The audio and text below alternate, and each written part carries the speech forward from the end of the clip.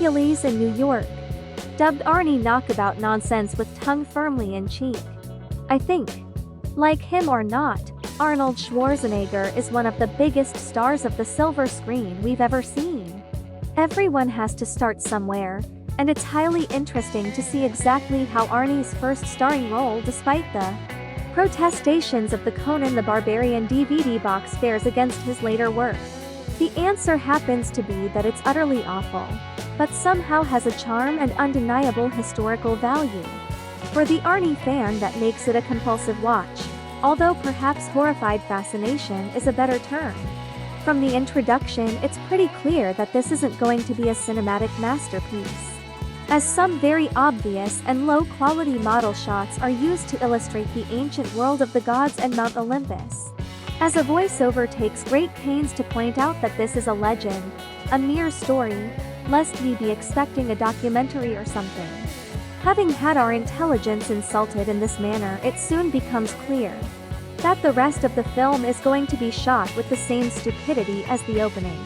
This is normally a cue to reach for the off button, but should you persevere, you'll find it has a certain inept charm that makes it difficult to truly detest, like an Ed Wood film.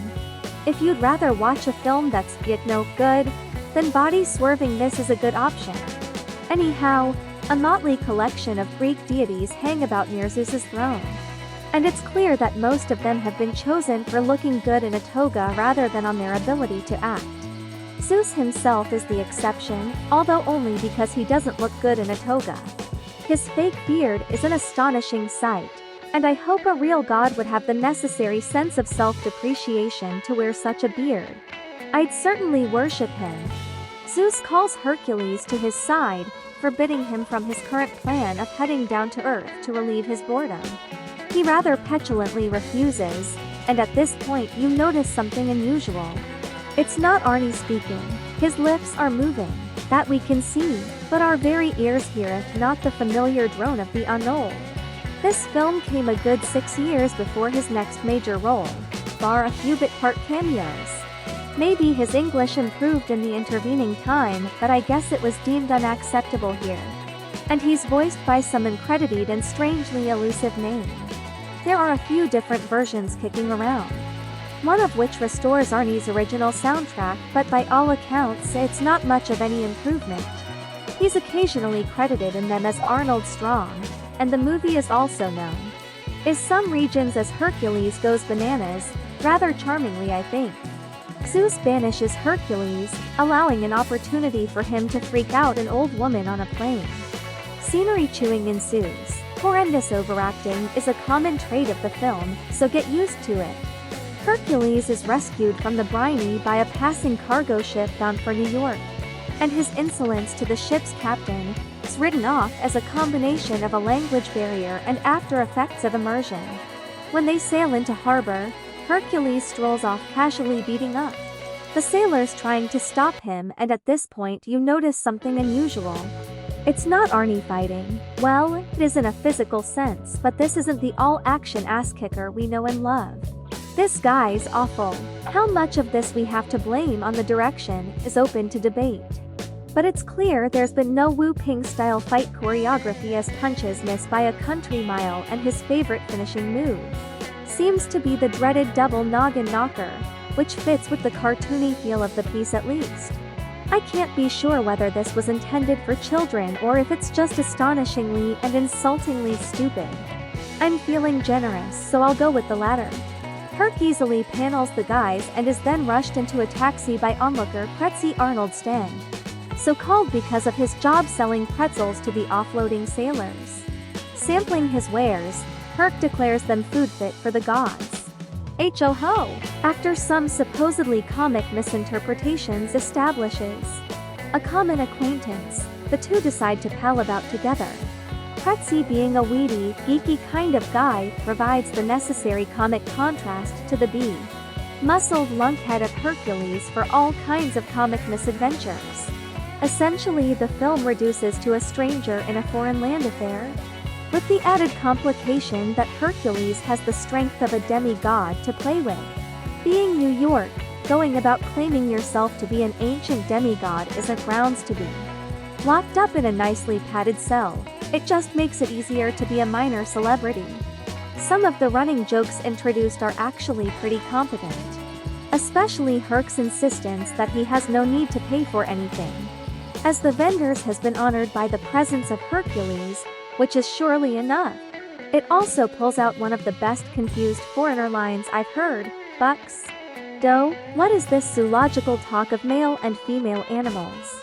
All in all, it seems that Aubrey Wisberg has put in a comparatively decent script for this sort of low-rent cinema market, but has had it utterly hamstringed by a budget that wouldn't cover one of Arnold's cigars these days. Case in point, it's proud of the fact that it's shot entirely in New York, mainly Central Park, which is nice. But it's difficult to find convincing locations for Mount Olympus and the gates of the underworld in New York. So they used a small hill with a throne on it and a nondescript length of fence respectively. This film is rather like a Russian doll of incompetence, each huge layer of inaccuracy hiding smaller but no less daft discrepancy. Through a series of barely explained contrivances, he ends up dating a professor of Greek antiquities' daughter, and getting a job as a pro wrestler after the newspapers cover him beating up an escaped bear. From the zoo, a man in a flea-bitten bear costume, quite hilariously.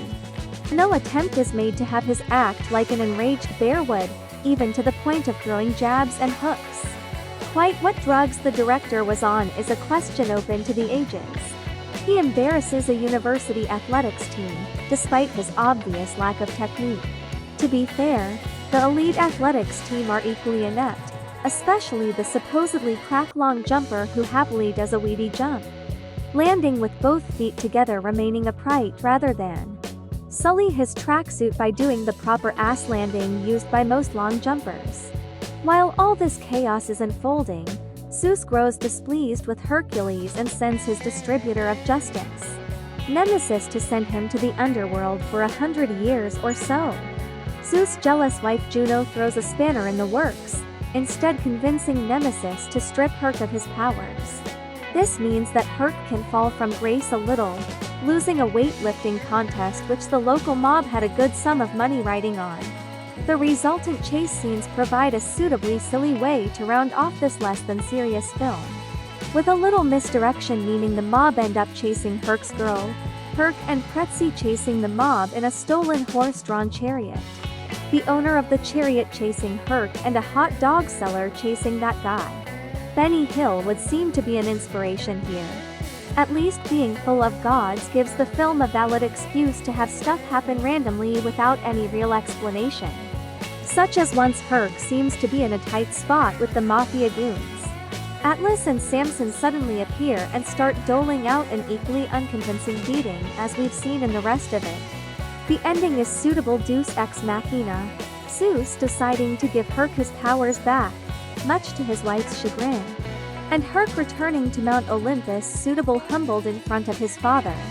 Perhaps lambasting Hercules in New York for being daft isn't too valid a criticism, as despite its PG rating it seems to be mainly directed at young kids, with Arnie's fighting falling into the physical comedy category rather than gritty realism. Certainly it has a shaky grasp of theology, as to my recollection Juno is a Roman goddess, and here Zeus' wife ought to be Hera. Samson had nothing to do with Greek mythology, as far as I know. Still, this is hardly a reference tome, but it's pretty inexcusable to get facts as basic as these wrong. Special mention must be made of the editing, which seems to have been done more or less on a random basis with a rusty butter knife. This has some of the least slick cuts I've seen, occasionally joining scenes in the middle of sentences. It would seem that around 11 minutes has been cut from the version I've seen, and I'm not sure it's in 11 minutes I'd want to see. The gross incompetence and ineptitude on display here would generally have seen it heading for the on-a-liner bucket of 0-star terrors. But there's a certain charm on display here that stops me from busting out the vitriol cannon. At a mere 79 minutes it's too short to get overly grating, and it's almost worth picking up cheap just to see the start point of Arnie's rise to superstardom. Arguably the only way was up, but even as a mere historical oddity it deserves more than being consigned to obscurity. Were I in the business of passing quantifiable judgments, I'd award this to fifths tippy marks. Director, Arthur Allen Seidelman. Cast list, Arnold Schwarzenegger Hercules. Arnold Stang Kretzy. Deborah Loomis Helen. James Karen the Professor, Ernest Graves Zeus. Tana McDonald Juno, Tana Elg Nemesis.